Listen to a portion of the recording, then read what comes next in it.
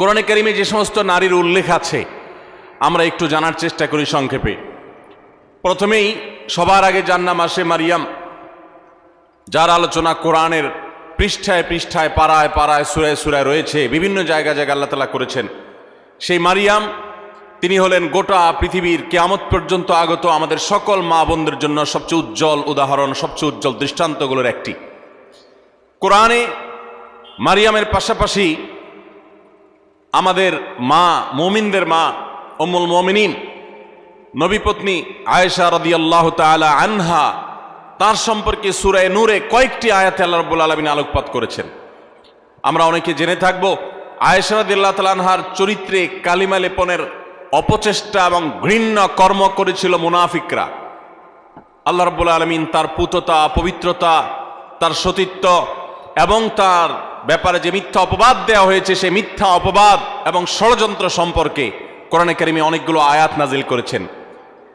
একজন নারী তার চরিত্রে কালিমা লেপন করার অপচেষ্টা যখন করেছে কিছু সমাজের ঘৃণ্য পুরুষেরা, মুনাফিকেরা, আল্লাহ রাব্বুল আলামিন তার চরিত্রের পুততা পবিত্রতা প্রকাশ করবার জন্য, ঘোষণা দেবার জন্য কোরআনে কারিমে অনেকগুলো আয়াত নাজিল করেছেন।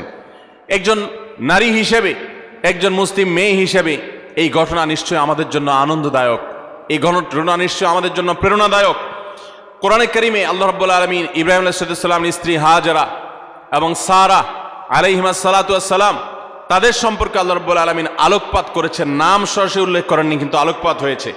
কোরআনে কারিমে জাকারিয়া আলাইহিস সালামের স্ত্রীর আলোকপাত হয়েছে, মুসা আলাইহিস সালামের মায়ের আলোচনা হয়েছে, কোরআনে মুসা আলাইহিস সালামের বোনের আলোচনা হয়েছে, কোরআনে মুসা আলাইহিস সালামের স্ত্রীর আলোচনা হয়েছে যিনি ছিলেন শুআয়ব আলাইহিস সালামের মেয়ে, কোরআনে ফেরাউনের স্ত্রী আসিয়ার আলোচনা হয়েছে, কোরআনে বিলকিসের আলোচনা হয়েছে, কোরআনে ঈসা আলাইহিস সালামের নানি ইমরাতে ইমরান মারিয়ামের মায়ের আলোচনা হয়েছে, কোরআনে আইয়ুব আলাইহিস সালামের স্ত্রীর আলোচনা ইঙ্গিত হয়েছে, এবং কোরআনে উম্মাহাতুল মুমিনিন সমস্ত নবী পত্নীগণ, আমাদের মাগণ, প্রিয় নবী সাল্লাল্লাহু আলাইহি সাল্লামের স্ত্রীগণ, সম্মানিতা স্ত্রীগণ, তাদের আলোচনা হয়েছে।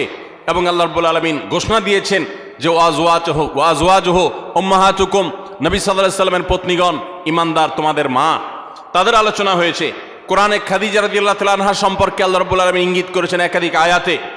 কোরআনে হাফসা রাদিয়াল্লাহু তাআলা আনহা সম্পর্কে ইঙ্গিত রয়েছে সূরা তাহরিমে। কোরআনে কারিমে যায়েনাব বিনতে জাহাশ রাদিয়াল্লাহু তাআলা আনহা সম্পর্কে আলোচনা রয়েছে। কোরআনে আরো বহু নারীর সম্পর্কে আলোচনা হয়েছে। আমরা কোরআনে এত নারীর আলোচনা রয়েছে, এত নারীর ইতিহাস রয়েছে, গুরুত্বপূর্ণ দিক উঠে এসেছে, সেটা আমরা অনেক মুসলিমরাও জানি না। ভাইরা আমার, এর পাশাপাশি আল্লাহ রাব্বুল আলামিন কোরআনে কারিমে এমন কিছু নারীর উদাহরণ তুলে ধরেছেন যারা তাদের অবাধ্যতার কারণে, তাদের নাফরমানের কারণে, তাদের মন্দ স্বভাবের কারণে, তাদের কুফরির কারণে, তারা আল্লাহর অবাধ্য হওয়ার কারণে, তাদের খারাপ পথে চলে যাওয়ার কারণে তাদের করুণ পরিণতি, আল্লাহর শাস্তির মুখোমুখি হতে হয়েছে, পৃথিবীর ইতিহাসে আস্থা করে নিক্ষিপ্ত হয়েছে। তাদের ইতিহাসও আল্লাহ তাআলা তুলে ধরেছেন শুধুমাত্র আমার মা বোনদের জন্য, ইমানদার মহিলাদের জন্য, তারা যেন সেখান থেকে শিক্ষা গ্রহণ করতে পারেন। ভাইরা আমার, কোরআনে কারিমের সূরা তাহরিম গুরুত্বপূর্ণ একটি সূরা রয়েছে। এই সূরা তাহরিমের শেষ তিনটি আয়াত 10, 11 এবং 12, এই তিনটি আয়াতে আল্লাহ রাব্বুল আলামিন চারজন নারীর দৃষ্টান্ত দিয়েছেন। চারজন নারীর দৃষ্টান্ত দিয়েছেন। এই চার নারীর মধ্যে দুজন ছিলেন আল্লাহর প্রিয় বান্দী, দুজন ছিলেন আল্লাহ তাআলার অনুগত, দুজন ছিলেন আল্লাহর একান্ত বান্দী, আল্লাহর প্রিয় মানুষ, আর দুজন নারী ছিলেন এমন যারা আল্লাহর অবাধ্যতায় লিপ্ত হয়েছেন, যারা আল্লাহর নাফরমানি করেছেন, যারা আল্লাহর প্রতি ঈমান আনে নাই, যারা কুফরি করেছে। আল্লাহ রাব্বুল আলামিন ভালো এবং মন্দ পাশাপাশি রেখে আমাদের সামনে উদাহরণ রেখে আমাদের মায়ের জাতিকে সেখান থেকে শিক্ষা গ্রহণ করার, তাদের করণীয় নির্ধারণ করার নির্ধারিত ঘোষণা এবং শিক্ষা দেওয়ার জন্য আল্লাহ তাআলা এগুলো উল্লেখ করেছেন। সূরা তাহরিমের এই 10 এবং 11, 12 শেষের তিনটা আয়াতের শুরুতেই আমরা দেখতে পাই আল্লাহ রাব্বুল আলামিন বলেছেন, দরাবাল্লাহু মাসালাল লিল্লাযীনা কাফারু ইমরাআতা নূহ ওয়া ইমরাআতা লূত, যারা কুফরি করেছে, পৃথিবীতে আল্লাহর প্রতি অবাধ্য হয়েছে, ইতিহাসের আস্থা করে নিক্ষিপ্ত হয়েছে, তাদের নাম নেয়ার মানুষও আজ পৃথিবীতে নাই। তাদের নাম উল্লেখ করা হলে সেটা ঘৃণা ভরে উল্লেখ করা হয়। করুণ পরিণতির মুখোমুখি তারা হয়েছে। আল্লাহর আযাব তাদের উভয়কে দুনিয়াতে ধ্বংস করেছে, সরাসরি আসমানে আযাব তাদেরকে স্পর্শ করেছে, এবং সেই আযাবের সাক্ষী এখনো রয়েছে পৃথিবীতে। রেড সি তার সাক্ষী। পৃথিবীতে আল্লাহ রাব্বুল আলামিন এখনো পর্যন্ত সেই আযাবের আলামত রেখে দিয়েছেন, এবং কোরআনে আল্লাহ ঘোষণা করেছেন আল্লাহর আযাবে ধ্বংস হওয়া জাতিদের জনপদগুলো ভ্রমণ করে তোমরা দেখো এবং শিক্ষা গ্রহণ করো। আমার মায়েরা, আমার বোনেরা, আল্লাহ রাব্বুল আলামিন সেরকম দুজন নারীর কথা বলেছেন। একজন হলেন নূহ আলাইহিস সালামের স্ত্রী, আরেকজন ছিলেন লূত আলাইহিস সালামের স্ত্রী। আল্লাহ তাআলা বলছেন কানাতা তাহতা আবদাইন, তারা দুজন নারী। অবাক করা বিষয় হলো তারা আল্লাহর নাফরমান ছিল, বেঈমান ছিল, কুফরিতে লিপ্ত ছিল, আল্লাহর প্রতি ঈমান আনে নাই, অথচ তারা দুজন নবীর স্ত্রী ছিলেন। নবীর ঘরে থেকেও তারা ঈমানদার হতে পারে নাই। এখান থেকে বোঝা যায় যে আমাদের সমাজে বহু আলেমের মেয়ে, বহু নেককার মানুষের মেয়ে, তাদের পরিবারের মেয়ে হয়ে অনেকে গর্ব করেন যে আমরা অমুক বংশের। এমনকি ছেলেদের বেলাও এই কথা প্রযোজ্য যে কোনো বংশ পরিচয় দিয়ে আল্লাহর কাছে কেউ কোনো মর্যাদা পাবে না কিয়ামতের দিন। আল্লাহর কাছে মর্যাদা পাবে বান্দার কর্ম দ্বারায়, তার বিশ্বাস দ্বারায়, তার আমল দ্বারায়। ইন্না আকরামাকুম ইনদাল্লাহি আতকাকুম, আমাদের মধ্যে কে বেশি মুত্তাকি আল্লাহ সেটা দেখবেন। একজন সাধারণ দিনমজুর, একজন সাধারণ রিক্সা চালকের মেয়ে আপনি, তার স্ত্রী আপনি, একজন সাধারণ মানুষের বোন আপনি, একজন সাধারণ মানুষের পরিবারের সদস্য আপনি। আপনি যদি আল্লাহ ভীরু হন, আপনি যদি মুত্তাকি হন, আপনি যদি গুনাহ পরিহার করেন, হারাম পরিত্যাগ করেন, খারাপ বিষয় পরিহার করেন, আল্লাহর কাছে আপনি সবচেয়ে শ্রেষ্ঠ মানুষ, সবচেয়ে উত্তম মানুষ, সবচেয়ে কিয়ামতের ময়দানের ভিআইপি মানুষ হতে পারবেন। আর যদি পক্ষান্তরে আপনি অনেক বড় বংশ গরিমার অধিকারী হন, কিন্তু আপনার কর্ম ভালো না হয়, এ আয়াত প্রমাণ করছে, তাহলে আল্লাহর কাছে আপনার কোনো মর্যাদা থাকবে না, বরং শাস্তি আপনি এড়াতে পারবেন না। আল্লাহ রাব্বুল আলামিন সেটাই বলেছেন কানাতা তাহতা আবদাইন মিন ইবাদিনা সালিহিন, আমার দুজন নেককার বান্দা অর্থাৎ দুজন নবী নূহ এবং লূত আলাইহিস সালাম, কোরআনে যাদের আলোচনা সবচেয়ে বেশি হয়েছে, যাদের ইতিহাস সবচেয়ে বেশি তুলে ধরা হয়েছে, তাদের মধ্যে এই দুজন নবী অন্যতম। লূত আলাইহিস সালামের এবং নূহ আলাইহিস সালামের এরকম দুইজন আল্লাহ তাআলার নেককার বান্দা এবং আল্লাহর প্রিয় নবী, তাদের স্ত্রী ছিলেন ফাখানাতাহুমা, এরপরও তারা তাদের প্রতি ঈমান আনে নাই, তারা আল্লাহর অবাধ্য হয়েছে, নাফরমানি করেছে। ফালাম ইউগনিয়া মিনাল্লাহি শাইআ, এজন্য তারা নবীর স্ত্রী হয়েও কোনো লাভ হয় নাই, কোনো কাজে আসে নাই। ওয়াকিলা দুখুলান নার মা আদ-দাখিলিন, বরং তাদেরকে জাহান্নামে প্রবেশ করার জন্য পরিষ্কারভাবে বলে দেওয়া হয়েছে, অর্থাৎ তোমাদের কৃতকর্মের দরুন তোমরা জাহান্নামে নিক্ষিপ্ত হও, সেই করুণ পরিণতির কথা তাদেরকে জানিয়ে দেওয়া হয়েছে। ঠিক এর পাশাপাশি আল্লাহ রাব্বুল আলামিন দুজন ভালো নারীর দৃষ্টান্ত দিয়েছেন পরবর্তী দুটি আয়াতে। সেই ভালো নারী যাদের দৃষ্টান্ত আল্লাহ রাব্বুল আলামিন দিয়েছেন সেটি হলো, তারা হলেন ওয়াদরাবাল্লাহু মাসাল লিল্লাযিনা আমানু ইমরাআতা ফিরআউন, যারা ঈমানদার তাদের সম্পর্কে আল্লাহ রাব্বুল আলামিন বলেছেন যে ঈমানদারদের জন্য উজ্জ্বল উদাহরণ দৃষ্টান্ত হলো ফেরাউনের স্ত্রী। ফেরাউন আল্লাহর অবাধ্য ছিল, নাফরমান ছিল, অথচ তার স্ত্রী আসিয়া আলাইহিস সালাম তিনি ছিলেন আল্লাহর অনুগত বান্দা, আল্লাহর প্রতি ঈমান এনেছেন। ইয ক্বালাত রাব্বি ইবলি ইনদাকা বাইতান ফিল জান্নাহ, তোমরা স্মরণ করো সেই সময়ের কথা যখন এই পাপিষ্ঠ ফেরাউন নিজের স্ত্রীকে কঠিন এবং পীড়াদায়ক যন্ত্রণাদায়ক শাস্তি দিয়ে তাকে হত্যা করেছে নির্মমভাবে।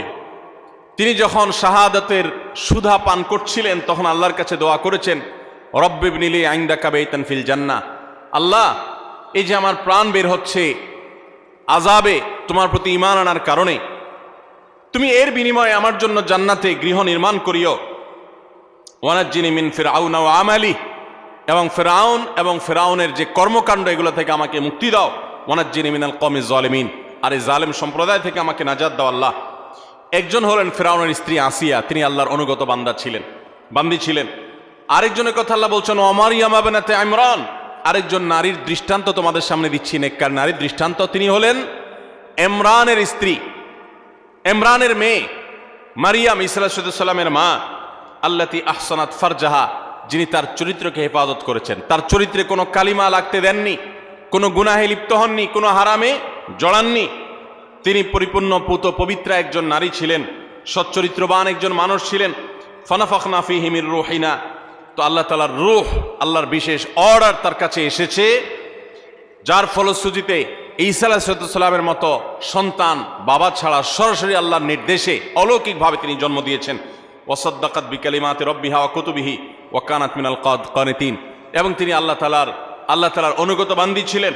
আল্লাহর কালিমাতকে তিনি বিশ্বাস করেছেন, আল্লাহর কিতাব, আসমানি কিতাবকে বিশ্বাস করেছেন, আল্লাহর অনুগত বান্দী ছিলেন। তাহলে এই তিনটি আয়াতে সূরা তাহরিমে আমরা চারজন নারীর দৃষ্টান্ত পেলাম গোটা দুনিয়ার সমস্ত নারীদের জন্য। এই চারজন নারীর দৃষ্টান্ত অনেক গুরুত্বপূর্ণ, শিক্ষণীয়। আমাদের উচিত, বিশেষ করে প্রত্যেক মুসলিম নারীর উচিত, সূরা তাহরিমের এই শেষ তিনটি আয়াতে যে চারজন নারীর দৃষ্টান্ত দেওয়া হয়েছে সে দৃষ্টান্তগুলো ভালো করে ব্যাখ্যা সহকারে পড়া, তাদের জীবনী সম্পর্কে জানা এবং তাদের কর্ম এবং কর্মফল সম্পর্কে অবগত হওয়া। এর ফলে আমরা ভালো হওয়ার প্রেরণা পাবো, মন্দ পথ থেকে বেঁচে থাকার প্রেরণা ইনশাআল্লাহ আমরা লাভ করতে পারবো। আল্লাহ রাব্বুল আলামিন আমাদের সকলকে এই সমস্ত কোরআনে কারীমের উজ্জ্বল উদাহরণগুলো, দৃষ্টান্তগুলো থেকে শিক্ষা গ্রহণ করার তৌফিক দান করুন। আমাদের মা বোনরা অনেকে কোরআনে কারীম সহি করে পড়তেও পারেন না, আবার অনেকে পড়তে পারেন কিন্তু তারা কোরআনে কারীমের অর্থ বোঝেন না, ব্যাখ্যা জানেন না, জানার আগ্রহ নেই, প্রচেষ্টা নেই। এটা খুবই দুঃখজনক একটি ব্যাপার, অত্যন্ত বেদনাদায়ক একটি অধ্যায়। কোরআন আল্লাহ তাআলা দিয়েছেন, আমার বোন, আপনাকে লক্ষ্য করে আল্লাহ তাআলা উদাহরণ দিয়েছেন। আপনার বয়স 30, 35, 40 হয়ে গেছে, অথচ আপনি একটি বারের জন্য সেটা খুলে দেখার, পড়ে দেখার প্রয়োজনীয়তা অনুভব করেন নাই। আপনি এটিকে জানার ফুরসতটুকু আপনার জীবনে পান নাই। কিয়ামতের ময়দানে কি নিয়ে আল্লাহর সামনে দাঁড়াবেন, কোন মুখে আল্লাহর কাছে জান্নাত আশা করবেন? এজন্য আমি আবারও আপনাদেরকে উদাত্ত আহ্বান করতে চাই, আমার মা বোনেরা, আপনারা সূরা তাহরিমের শেষ তিনটি আয়াত, আরও নারীদের সংশ্লিষ্ট যে সমস্ত বিষয় আসো রয়েছে কোরআনে, এগুলো আপনারা জানার চেষ্টা করবেন। নবী সাল্লাল্লাহু আলাইহি ওয়াসাল্লামের হাদিসে যা বলা হয়েছে সেগুলো জানার চেষ্টা করবেন। আল্লাহ তাআলা আমাদের সকলকে ঈমানদার, আল্লাহর অনুগত যে সমস্ত বান্দিরা ছিলেন, আমাদের মা বোনদেরকে তাদের অনুসরণ অনুকরণ করার তৌফিক দান করুন। এবং যারা আল্লাহর নাফরমানিতে লিপ্ত হয়েছে, অবাধ্যতা লিপ্ত হয়েছে, তাদের জীবনী, তাদের কর্ম এবং কর্মফল থেকে শিক্ষা গ্রহণ করে আল্লাহর নাফরমানি থেকে, হারাম কাজ থেকে, অন্যায় অশ্লীলতা থেকে আল্লাহ তাআলা আমাদেরকে বেঁচে থাকার তৌফিক দান করুন। ভাইরা আমার, কোরআনে কারীমের নারীদের যে আলোচনা রয়েছে শুধু কোরআনেই নেই, নবী সাল্লাল্লাহু আলাইহি ওয়াসাল্লামের হাদিসেও আমরা দেখতে পারি যে নারীদের জন্য কত আলোচনা রয়েছে। আমরা কোরআন এবং হাদিসে নারীদের এমন 11টি বিশেষ বৈশিষ্ট্যের কথা উল্লেখ করতে চাই আজ, যে বৈশিষ্ট্যের কথা একজন মুসলিম নারী হিসাবে গর্বিত হওয়ার জন্য যথেষ্ট। আপনি নারী হিসাবে জন্ম লাভ করার জন্য আনন্দিত হতে হলে এই 11টি বৈশিষ্ট্য, এটার দিকে দেখাটাই যথেষ্ট। নারী জন্মের আনন্দ আপনি অনুভব করবেন শুধুমাত্র এই 11টি পয়েন্ট আপনি জানতে পারলে। আমরা অনেক মা বোনরা আছি, তারা জানি না। আমি আবারও বলছি, নারী অধিকারের নামে, নারী মুক্তির নামে, নারী স্বাধীনতার নামে, নানা মুখরোচক স্লোগানের নামে অনেক মুসলিম বোনদেরকে, মুসলিম মেয়েদেরকে আজ ভুল পথে পরিচালিত করা হচ্ছে।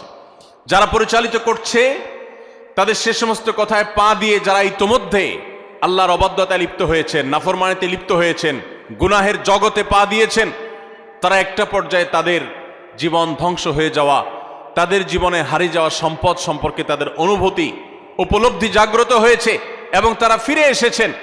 বিশেষ করে পশ্চিমা দুনিয়াতে আমরা তাকালে দেখতে পাই যে পশ্চিমা দুনিয়াতে অহরহ মুসলিম মেয়েরা, অমুসলিম মেয়েরা তারা দলে দলে ইসলামে আসছে এবং সে সমস্ত দেশগুলোতে সবচেয়ে বেশি ইসলাম গ্রহণ করছে নারীরা, পুরুষদের তুলনায় বেশি ইসলাম গ্রহণ করছে তারা। তার কারণ মা বোনরা বুঝতে পারছেন, তারা দেখতে পাচ্ছেন সেখানে যে কিভাবে তাদেরকে ভুল পথে পরিচালিত করা হয়েছে। ইসলামের সুমহান আদর্শ তাদেরকে কত বেশি সম্মানিত করেছে। আসুন আমরা জেনে নেই নারী জন্মের আনন্দ হতে পারে এরকম 11টি পয়েন্ট কি আছে কোরআন এবং হাদিসে, যে বৈশিষ্ট্যগুলো একজন মুসলিম নারী হিসেবে আপনাকে গর্বিত করবে, আপনাকে আনন্দিত করবে, আপনাকে অনুপ্রাণিত করবে, আপনাকে উৎসাহিত করবে, আপনাকে আল্লাহর অনুগত বান্দী হতে সাহায্য করবে। নাম্বার 1, আমরা অনেকেই জানি হয়তো, আবার অনেকের অজানাও থাকতে পারে যে ইসলাম সর্বপ্রথম গ্রহণ করেছেন একজন নারী। আমাদের প্রিয় নবী সাল্লাল্লাহু আলাইহি ওয়াসাল্লামের প্রতি আল্লাহ তাআলা যখন ওহী প্রেরণ করলেন, তার সেই ওহীর প্রতি বিশ্বাস করেছেন সর্বপ্রথম একজন নারী। তার নাম কি? খাদিজা রাদিয়াল্লাহু তাআলা আনহা, কোন পুরুষ প্রিয়নবী সাল্লাল্লাহু আলাইহি ওয়াসাল্লামের প্রতি ঈমান আনেন নাই আগে, সবার আগে নারীরা ঈমান এনেছেন। খাদিজা রাদিয়াল্লাহু তাআলা আনহা ইসলামের প্রথম মুসলিম সদস্য নারী, কোনো পুরুষ না। দ্বিতীয়ত, ইসলামের প্রথম শহীদ হলেন একজন নারী, সুমাইয়া রাদিয়াল্লাহু তাআলা আনহা। ইসলামের জন্য যিনি নিজের জীবনকে উৎসর্গ করেছেন, ইসলামের জন্য জীবন উৎসর্গ করার মতো এরকম গৌরব, এরকম মর্যাদার অধিকারী হয়েছেন একজন নারী, সুমাইয়া রাদিয়াল্লাহু তাআলা আনহা। ভাইরা আমার, আমাদের মুসলিম মেয়েদের আনন্দিত হওয়ার জন্য, তাদের আল্লাহর কাছে কৃতজ্ঞতা প্রকাশ করবার জন্য এই একটি পয়েন্ট যথেষ্ট, যে ইসলামের জন্য পৃথিবীতে যুগ যুগ ধরে পুরুষরাই সবচেয়ে বেশি তাদের আত্মত্যাগ করেছেন, শাহাদাত বরণ করেছেন, জীবন দিয়েছেন, কিন্তু এর সূচনা করেছেন একজন নারী, এর শুরুটা করেছেন একজন নারী। তিনি ছিলেন সুমাইয়া রাদিয়াল্লাহু তাআলা আনহা, এমন একজন সাহাবী, নির্মমভাবে তাকে শাহাদাতের পেয়ালা পান করতে হয়েছে, আল্লাহর দ্বীনের জন্য তিনি জীবন দিয়েছেন। আমার মা বোনরা, একজন নারী, তিনি শাহাদাতের এই পথ সর্বপ্রথম দেখিয়েছেন, প্রথম পেয়ালা তিনি পান করেছেন শাহাদাতের। এটি কি আমাদের মা বোনদের গর্বের জন্য যথেষ্ট নয়?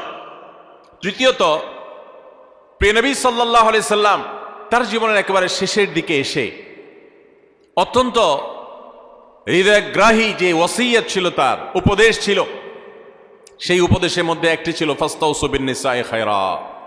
ভাইরা আমার, মা বাবা, মুরব্বীরা, প্রিয়জনেরা, তারা যখন মৃত্যুর মুখোমুখি হন, তারা যখন জীবনের শেষ প্রান্তে এসে উপনীত হন, তখন তারা তাদের একান্ত কাছের লোকদেরকে ডেকে ওসিয়ত করেন, উপদেশ দেন, তাদেরকে ডেকে এনে নসিহত করেন।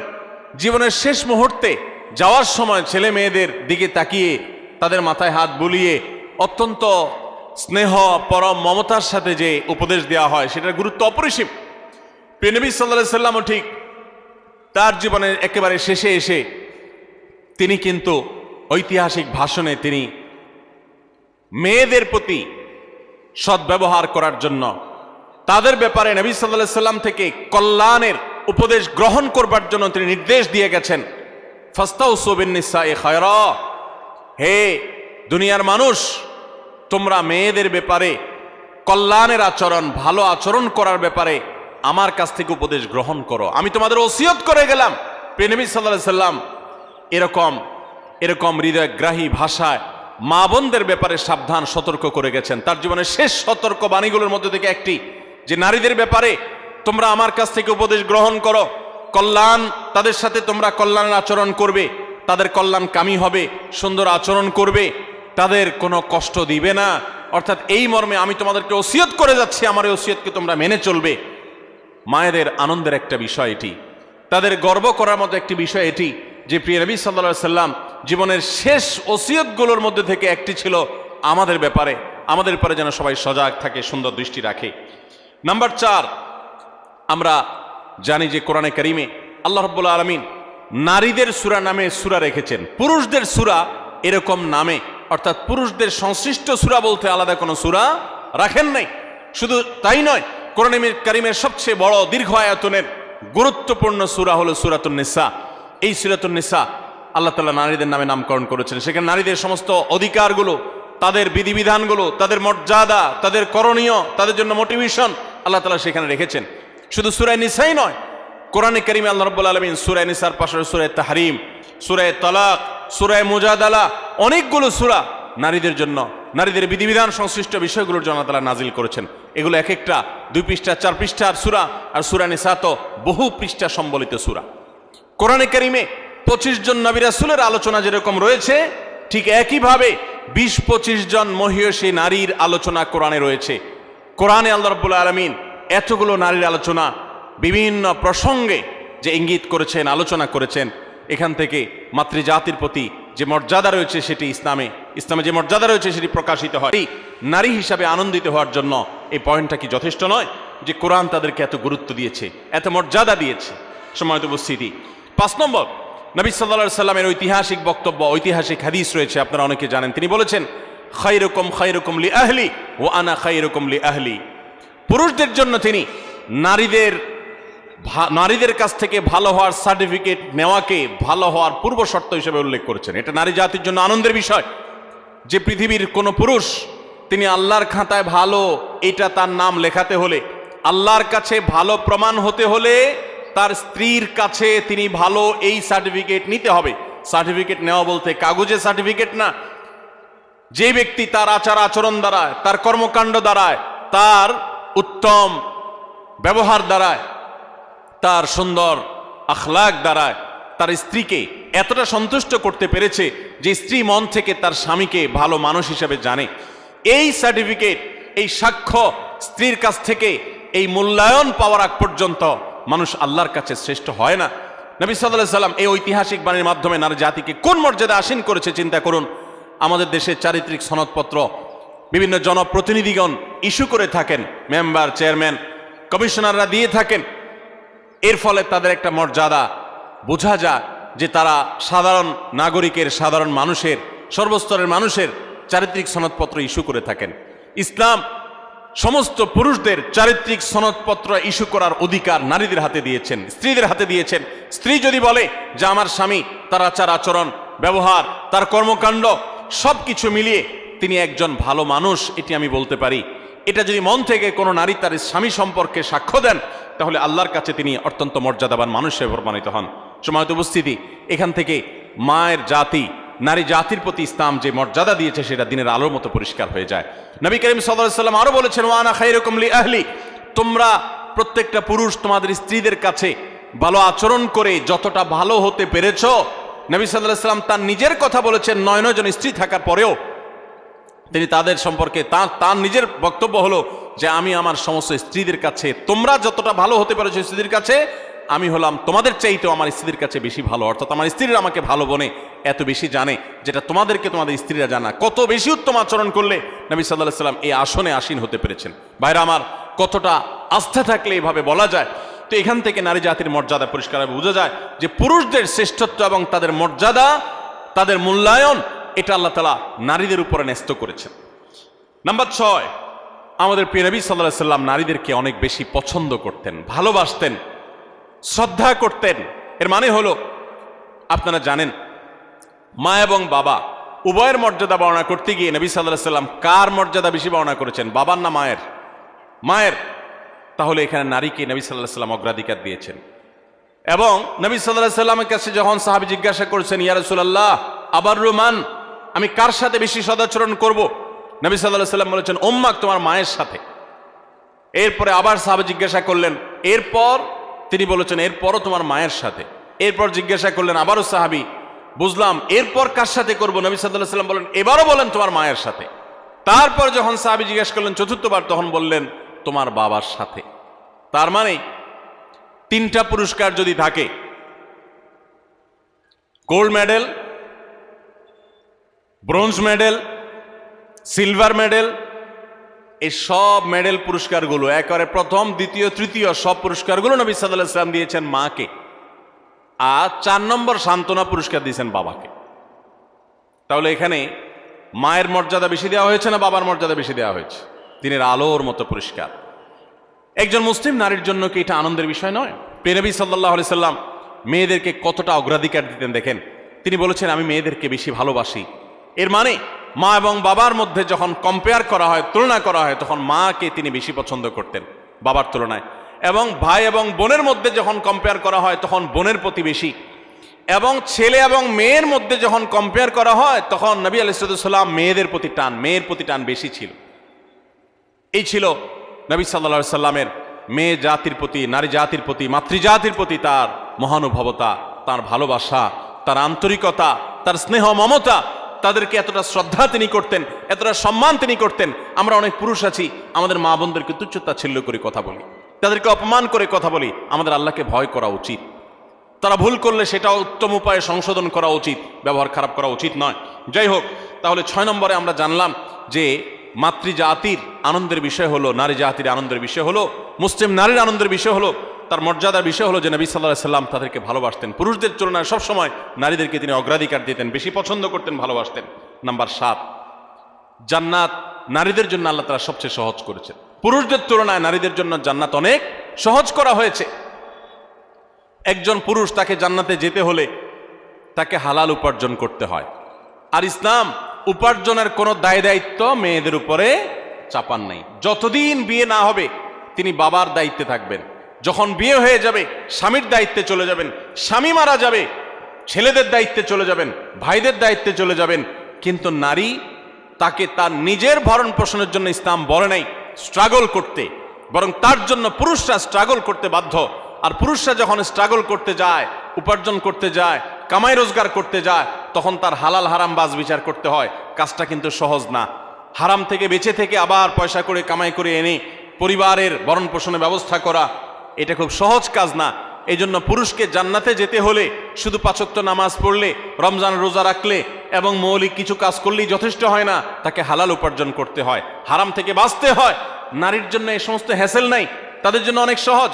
নবী করিম সাল্লাল্লাহু আলাইহি সাল্লাম বলেছেন, ইযা সাল্লাতিল মারআতু খামসাহা ওয়া সামাত শাহরাহা ওয়া আতাআত যাওজাহা ওয়া হাফিজাত ফারজাহা। কোন নারী যখন 4টি কাজ করে, 5 ওয়াক্ত নামাজ যখন পড়ে, রমজানের রোজা যখন ঠিকমতো রাখে এবং স্বামীর আনুগত্য, স্বামী যদি অন্যায় কোনো কথা না বলে তাহলে তাকে মেনে চলে, মান্য করে, শ্রদ্ধা করে, অভিভাবক হিসাবে তার সিদ্ধান্তকে মেনে চলে এবং নিজের ইজ্জত আবরুর হেফাজত করে, কোনোভাবে চরিত্রহীন নারীদের কাতারে সামিল হয় না, গুনাহ করে না। সেটা ইমোতে হোক, সেটা সোশ্যাল মিডিয়াতে হোক, মেসেঞ্জারে হোক, ফেসবুকে হোক, ইউটিউবে হোক, অনলাইনে হোক, অফলাইনে হোক, বিবাহ বহির্ভূত সম্পর্কের মাধ্যমে হোক, কোনোভাবে নিজের চরিত্রকে নষ্ট করে না। এই নারী, আল্লাহ রাব্বুল আলামিন তাকে জান্নাতের যে কোনো দুয়ার দিয়ে প্রবেশ করার সুযোগ দান করবেন। ভাইরা আমার, এই যে মর্যাদা দেওয়া হলো, জান্নাতে প্রবেশ করা তাদের জন্য সহজ করে দেওয়া হয়েছে। 4টি আমল তাদেরকে জান্নাতে যেতে সাহায্য করবে। আর পুরুষ তাকে অনেক স্ট্রাগল করে তারপরে তাকে জান্নাতে যেতে হয়। এটা নারী জাতির জন্য আনন্দের বিষয়। নাম্বার 8, মেয়েরা যদি হজ করে তাহলে তাদের সেই হজ জেহাদের সমতুল্য। পুরুষ হজ করলে হজের সওয়াব পাবে, বাস এটুকু। একজন নারী যখন হজ করেন তখন তিনি পুরুষদের মতো হজের সওয়াব তো পাবেনই, পাশাপাশি ইসলাম তাকে জেহাদে শামিল হয়ে পুরুষ যেরকম মর্যাদা পায়, হজ করার মাধ্যমে নারীকে সেই মর্যাদা দেয়। হাজ্জুহুন্না জিহাদ। নবী সাল্লাল্লাহু আলাইহি সাল্লাম তাদের নারীদের হজকে জিহাদের সাথে তুলনা করেছেন। এটা তাদের মর্যাদার ব্যাপার, এটা তাদের জন্য স্পেশাল।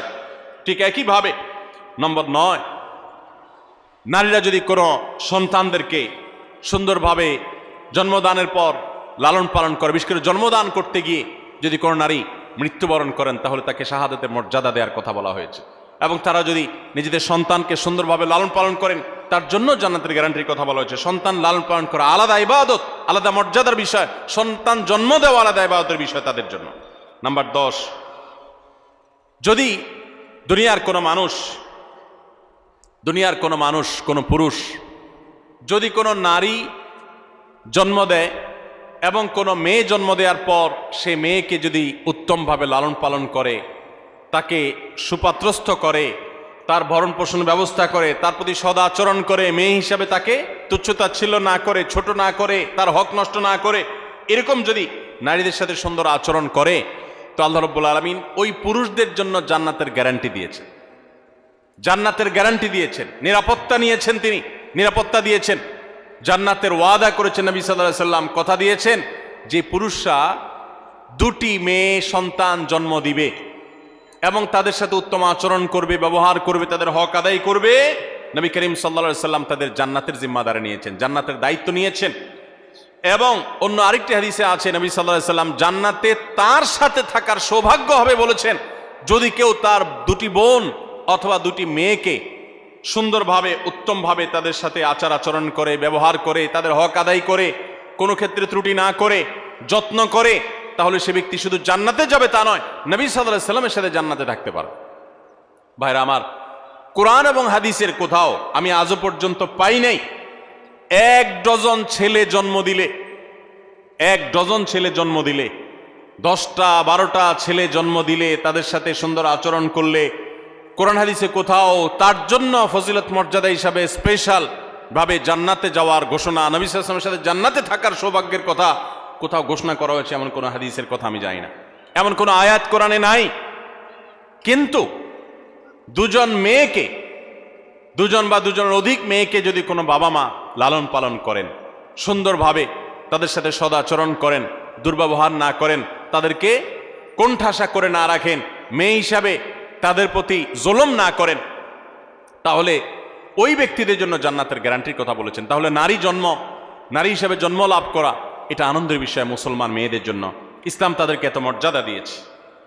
ভাইরা আমার, 11 নম্বর নারী হিসাবে জন্ম লাভের যে আনন্দ আমাদের জন্য রয়েছে তা হলো নবী করিম সাল্লাল্লাহু আলাইহি সাল্লাম পরিষ্কারভাবে জানিয়েছেন, মান বুলিয়া মিন হাদিহিল বানাতি শাইআ, যদি কোনো মেয়ে দিয়ে আল্লাহ তাআলা কাউকে পরীক্ষায় ফেলে দেন। অনেক বাবা আছেন না, মেয়েদেরকে নিয়ে বিপদে আছেন, যে মেয়ে হয়েছে তার এই জন্য অনেক কথা শুনতে হয়। অনেক মহিলা আছে না এখনো, যে একটার পর একটা মেয়ে হয়, সমাজের মানুষ নানান বাজে কথা বলে মূর্খতার কারণে, অজ্ঞানতার কারণে। অনেক বাবা আছেন মেয়ে হয়েছে এই জন্য জামাই বেন সাহেবের অনেক কটু কথা তাকে শুনতে হয়। অনেক সময় তালাক প্রাপ্ত হয়ে মাজলুম হয়ে সে মেয়ে বাবার বাড়িতে ফিরে আসেন।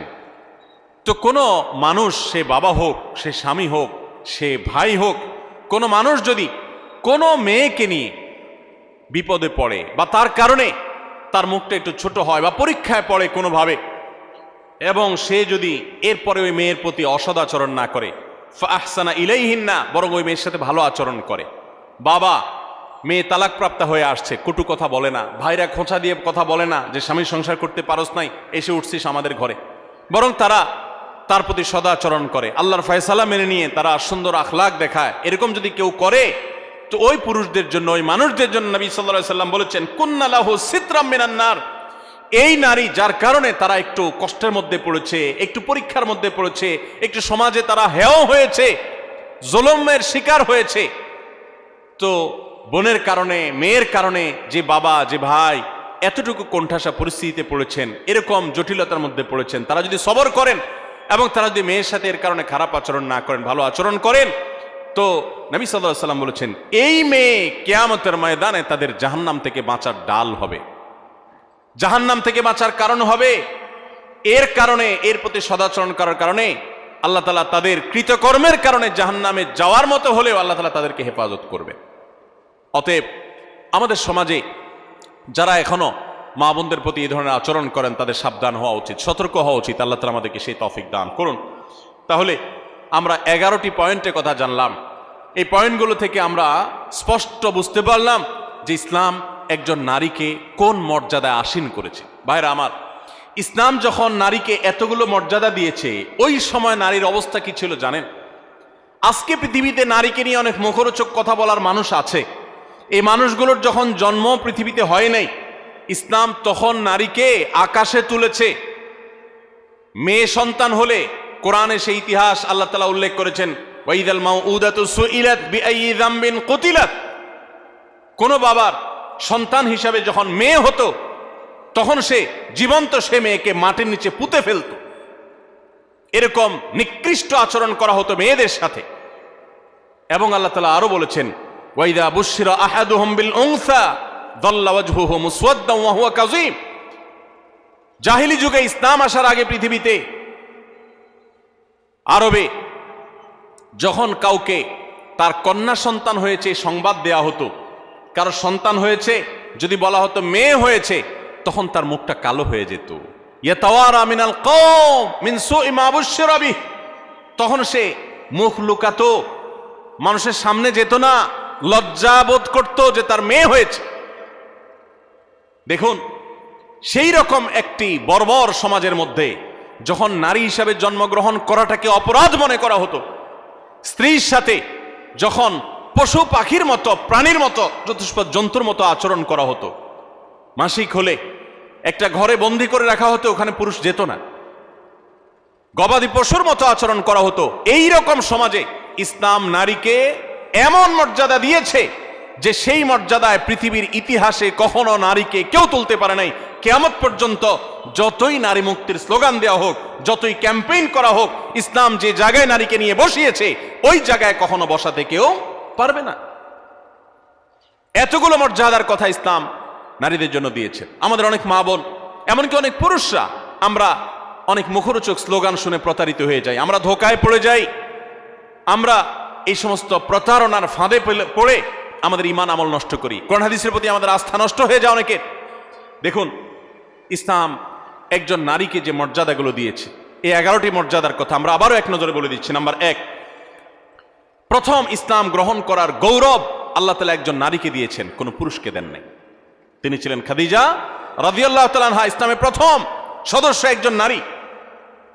আবু বকর রাদিয়াল্লাহু তাআলা তারপর ইসলাম গ্রহণ করেছেন। সবার আগে ইসলাম গ্রহণ করেছেন কে? খাদিজা রাদিয়াল্লাহু তাআলা আনহা। নারী জাতির জন্য কত গৌরবের বিষয়, এটা আল্লাহ তাআলা এই মর্যাদা দিয়েছেন তাদেরকে। দ্বিতীয়ত, ইসলামের জন্য সবচেয়ে বড় আত্মত্যাগের বিষয় হলো শাহাদাত, নিজের জীবন আল্লাহর রাস্তায় বিলিয়ে দেওয়া। ইসলামের জন্য সর্বপ্রথম জীবন বিলিয়ে দেওয়ার এই মর্যাদা, এই গৌরব আল্লাহ তাআলা দিয়েছেন একজন নারীকে, তিনি ছিলেন সুমাইয়া রাদিয়াল্লাহু তাআলা আনহা। তৃতীয়ত, প্রিয় নবী সাল্লাল্লাহু আলাইহি সাল্লামের বিদায় হজে তার জীবনের শেষের দিকে যে ঐতিহাসিক বক্তব্য দিয়েছেন, সেই ঐতিহাসিক ভাষণে যাদের প্রতি বিশেষ যত্নশীল হওয়ার জন্য পুরুষদেরকে অন্য সবাইকে নির্দেশ করেছেন, তারা হলেন নারীরা। ফাস্তাউসু বিন-নিসাই খায়রা, তোমরা মেয়েদের প্রতি সদাচরণ করার ব্যাপারে আমার কাছ থেকে ওসিয়ত গ্রহণ করো, আমি ওসিয়ত করতেছি তোমাদেরকে। নবী সাল্লাল্লাহু আলাইহি সাল্লাম নারীদের প্রতি সদাচরণ করার ওসিয়ত করে গেছেন, এটা নারী জাতির জন্য গৌরবের বিষয়। নাম্বার 4, কোরআনে কারীম নারী জাতিকে এত গুরুত্ব দিয়েছে যে কোরআনের সবচেয়ে বড় সূরাগুলোর একটি হলো সূরাতুন নিসা, নারীদের সূরা। সূরায়ে নাজিল করেছেন আল্লাহ তাআলা নারীদের সূরা বলে। পুরুষদের সূরা বলতে সূরাতুর রিজাল বলতে কোনো সূরা নাই, নারীদের সূরা বলতে সূরা আছে। শুধু তাই নয়, কোরআনে কারীমে এই সূরায় যেরকম নারীদের অধিকার, তাদের জন্য উপদেশ, তাদের প্রতি অন্যদের কর্তব্য, তাদের সংশ্লিষ্ট বিধিবিধান আলোকপাত করেছেন, ঠিক একইভাবে কোরআনে কারীমে আরো অনেকগুলো গুরুত্বপূর্ণ সূরা, কয়েক পৃষ্ঠাব্যাপী যে সমস্ত সূরা রয়েছে, সূরা তাহরিম, সূরা তালাক, সূরা মুজাদালা নারীদের জন্য উল্লেখ করেছেন। কোরআনে 25 জন নবী রাসূলের যেরকম আল্লাহ তাআলা আলোচনা করেছেন, 20-25 জন মহিষী নারীর আলোচনা করেছেন। মারিয়ামের আলোচনা, আয়েশার আলোচনা, সারা হাজারের আলোচনা, যাকারিয়ার স্ত্রীর আলোচনা, মুসা ইসলামের মায়ের আলোচনা, মুসা ইসলামের স্ত্রী শুআয়ব ইসলামের মেয়ের আলোচনা, মুসা ইসলামের বোনের আলোচনা, উম্মাহাতুল মুমিনিনের আলোচনা, নবীপতিদের আলোচনা, বিলকিসের আলোচনা, ফেরাউনের স্ত্রী আসিয়ার আলোচনা, ইমরানের স্ত্রী তার আলোচনা, ঈসা ইসলামের নানী ঈসা ইসলামের মা মারিয়ামের আলোচনা, এবং আইয়ুব আলাইহিস সালামের স্ত্রীর আলোচনা, এবং খাদিজা রাদিয়াল্লাহু তাআলা আলোচনা, আয়েশা রাদিয়াল্লাহু তাআলা আলোচনা, হাফসার আলোচনা, যারাব বিনতে জাহাশ রাদিয়াল্লাহু তাআলা আনহুন্না তাদের আলোচনা, এরকম আর অনেক নেককার মহিষী নারীর আলোচনা কোরআন উল্লেখ করেছেন। এ থেকে কোরআন যে নারীদের মর্যাদা সেটি বোঝা যায়। নাম্বার 5, নবী সাল্লাল্লাহু আলাইহি সাল্লাম বলেছেন, তোমাদের মধ্যে সবচেয়ে উত্তম সে যে ব্যক্তি তার স্ত্রীর কাছে ভালো হতে পেরেছে, যার স্ত্রী তার ব্যাপারে সাক্ষ্য দেয় যে আমার স্বামী একজন আসলে আপাদমস্তক ভালো মানুষ, ভেতর থেকে সাক্ষ্য যে নিতে পারে, এই মূল্যায়ন যে নিতে পারে, সেই হলো প্রকৃত অর্থে ভালো মানুষ। নারীদের কাছে পুরুষদের মর্যাদার মূল্যায়নের চাবিকাঠি এবং সুইচ নবী সাল্লাল্লাহু আলাইহি সাল্লাম তাদের হাতে দিয়ে দিয়েছেন। কত বড় মর্যাদার বিষয়টি তাদের জন্য। নাম্বার 6, নবী সাল্লাল্লাহু আলাইহি সাল্লাম সবসময় নারীদেরকে বেশি অগ্রাধিকার দিতেন, পুরুষের তুলনায় বেশি পছন্দ করতেন, ভালোবাসা দিতেন, স্নেহ মমতা দিতেন। এজন্য মেয়েদের প্রতি তার ভালোবাসা ছিল অনেক বেশি। শুধু তিনি নন, ইমাম মালিক রাহমাতুল্লাহ আলাইহি বলেছেন, আল আম্বিয়া ওয়া আবুল বানাত, নবীগণ হলেন মেয়েদের বাবা। বেশিরভাগ নবীদেরকে আল্লাহ তাআলা মেয়ে সন্তান বেশি দিয়েছেন, এটা তাদের জন্য গৌরবের। এবং এখান থেকে আমাদের শিক্ষার বিষয় রয়েছে। এবং নবী সাল্লাল্লাহু আলাইহি সাল্লাম মা এবং বাবার মধ্যে বাবাকে অগ্রাধিকার দিতেন, এবং মেয়ের মধ্যে মেয়েদেরকে বেশি ভালোবাসতেন। এটা তার সুন্নাহ ছিল, এটা তার অভ্যাস ছিল, তিনি বেশি পছন্দ করতেন তাদেরকে। এটাও নারী জাতির জন্য আনন্দের বিষয়। নাম্বার 7, জান্নাত মেয়েদের জন্য যাওয়া অনেক সহজ, অনেক সহজ। মেয়েরা যদি 5 ওয়াক্ত নামাজ পড়ে, রমজান রোজা রাখে, স্বামীর আনুগত্য করে চলে, কোনো ঔদ্ধত্য দেখায় না, এবং নিজের চরিত্রের হেফাজত করে, তাদের জন্য জান্নাতে যাওয়া সহজ হয়। পুরুষদের মধ্যে হালাল হারাম মেনটেন করে, তারপর সেগুলো লক্ষ্য রেখে তারপর উপার্জন করার মতো আর অনেক স্ট্রাগল করে তাদেরকে উপার্জন করতে হয় না। হালাল হারাম উপার্জন করতে গিয়ে পুরুষরা মানুষকে গালি দিয়ে হারাম কামাই করে জাহান্নামে যেতে হয়, মানুষের সাথে মারামারিতে লিপ্ত হতে হয়, অনেক কঠিন পরিস্থিতির মুখোমুখি হতে হয়। এসব হ্যাসেল মেয়েদের জন্য নয়। বরং কোন নারী তিনি যদি সন্তান জন্ম দিতে গিয়ে যদি তিনি মৃত্যুবরণ করেন, তাকে শাহাদাতের মর্যাদা দেওয়া হয়, তাদের জান্নাতে যাওয়ার পথ তুলনামূলকভাবে অনেক সুগম। নাম্বার 8, মেয়েদের হজকে আল্লাহ রাব্বুল আলামিন নবী সাল্লাল্লাহু আলাইহি সাল্লাম জিহাদের সাথে তুলনা করেছেন। তারা হজ করলে সেটা জিহাদের সওয়াব পাওয়া যায়। নাম্বার 9, মেয়েদেরকে লালন পালন করলে পুরুষদের জন্য নবী সাল্লাল্লাহু আলাইহি সাল্লাম জান্নাতের দায়িত্ব নিয়েছেন। শুধু তাই নয়, যদি 2 জন মেয়ে 2 জন বোনকে কেউ সুন্দরভাবে লালন পালন করে, সদাচরণ করে, তাদের প্রতি বৈষম্য না করে, ছেলেদেরকে দিল মেয়েদেরকে দিল না এরকম না করে, বরং ছেলেদেরকে যা দেয় মেয়েদেরকেও দেয়, তাদের প্রতি কোনো হক নষ্ট করে না, ছোট নজরে দেখে না, বৈষম্যের নজরে দেখে না, তাদের প্রতি ভালো আচরণ করে, সুশিক্ষা দেয়, দ্বীনের শিক্ষা দেয়, আল্লাহর সাথে পরিচয় করা, সুপাত্রস্থ করে, কোনোভাবে তাচ্ছিল্য করে না, অবজ্ঞা করে না, এরকম যদি কোনো পুরুষ করে, নবী সাল্লাল্লাহু আলাইহি ওয়াসাল্লাম তার জান্নাতের দায়িত্ব তো নিয়েছেন, পাশাপাশি হাদিসে এও বলা আছে যে নবী সাল্লাল্লাহু আলাইহি ওয়াসাল্লামের সাথে জান্নাতে থাকার সৌভাগ্য লাভ হবে ওই ব্যক্তির। নবী সাল্লাল্লাহু আলাইহি ওয়াসাল্লামের সাথে জান্নাত থাকার সুযোগ পাওয়া যাবে। নাম্বার 10 আর 11 নম্বর এবং সর্বশেষ পয়েন্ট হলো, যে ব্যক্তি তার পরিবারের কোনো মেয়ের কারণে তার মুখটা ছোট হয়, বিপদে পড়ে, তালাকপ্রাপ্ত হয়েছে, জুলুম করা হয়েছে এবং সমাজে তার মুখটা ছোট হয়েছে, সমাজের মানুষ অজ্ঞানতার কারণে, মূর্খতার কারণে তাকে নানান কটু কথা শোনায়, অথবা মেয়েদের ভরণ পোষণ তার উপর বর্তাইছে কোনো কারণে, তালাক হয়ে গেছে, তখন মা, বাপ, ভাই, যারা পুরুষ সদস্য আছেন বা অন্য নারী সদস্য আছেন, সবাই যদি সেই মেয়ের সেই কষ্টের কারণে, মেয়ের কারণে, কষ্টের কারণে বা কোনো প্রকার জটিল পরিস্থিতি পড়ার কারণে যদি সবর করে ধৈর্য ধারণ করে, নবী করিম সাল্লাল্লাহু আলাইহি ওয়াসাল্লাম বলেছেন কুন্না লাহু সিতরাম মিনান নার, তাহলে এই ব্যক্তির জন্য এই মেয়েরা আল্লাহর কাছে কিয়ামতের দিন জাহান্নাম থেকে মুক্তির কারণ হবে। এত মর্যাদা ইসলাম নারীদেরকে দিয়েছে। ভাইরা আমার, এই বিষয়ে একজন মুসলিম নারী হিসাবে আমাদের আল্লাহর কাছে শুকরিয়া আদায় করা উচিত, আল্লাহর আনুগত্য করা উচিত, আল্লাহর গোলামি করা উচিত, আল্লাহর দাসত্ব করা উচিত, আল্লাহর হুকুমগুলো মেনে চলা উচিত। আল্লাহ তাআলা আমাদের সবাইকে সেই তৌফিক দান করুন। একজন মুসলিম নারী হিসাবে জন্ম লাভ করার আনন্দের 11টি পয়েন্ট, 11টি কারণ এবং আনন্দিত হওয়ার 11টি উপলক্ষের কথা আমি তুলে ধরেছি। আরো বহু পয়েন্ট আছে, কোরআন হাদিস ঘাটলে আপনি দেখবেন ইসলাম কোথায় নিয়ে গেছে নারীকে। আমি আবারও বলছি, এখন নারীদের পক্ষে অনেক লম্বা লম্বা কথা বলার মানুষ পাওয়া যায়। বেশিরভাগ যারা নারীদের অধিকার নিয়ে কথা বলে, এদের বেশিরভাগের উদ্দেশ্যই অসৎ, পদ্ধতি ত্রুটিপূর্ণ। নারীদের অধিকার দিতে গিয়ে তাদেরকে রাস্তার বাহির করে ফেলে, তাদেরকে বিপদগামী করে ফেলে। দেখুন, যারা নারীদেরকে অধিকার দেওয়ার কথা বলে, তাদের বাইরে চাকরি বাকরি ইত্যাদির বন্দোবস্ত হওয়ার পক্ষে স্লোগান দেয়, কথা বলে, মনে হয় যে তারা নারীদের উপার্জনের পরে সিরিয়াস। তারা দেখবেন যুবতী নারীদের চাকরি দেওয়ার ব্যাপারে সিরিয়াস। যে সমস্ত নারীরা রিটায়ারমেন্টে চলে গেছেন, বৃদ্ধা হয়ে গেছেন, তাদের দেখার কেউ নাই, এদের জন্য দেখবেন চাকরির পথ এরকম সুগম তারা করতে চায় না, বেছে বেছে তারা ইয়াং মেয়েদের চাকরি দিতে চায়। এখান থেকে তাদের উদ্দেশ্যের অসততা পরিষ্কারভাবে বোঝা যায়। যাই হোক, একজন মুসলিম নারী হিসাবে আমাদের আনন্দের অনেকগুলো বিষয় আছে। আল্লাহ তাআলা আমাদেরকে সবাইকে সেজন্য শুকরিয়া আদায় করার তৌফিক দান করুন।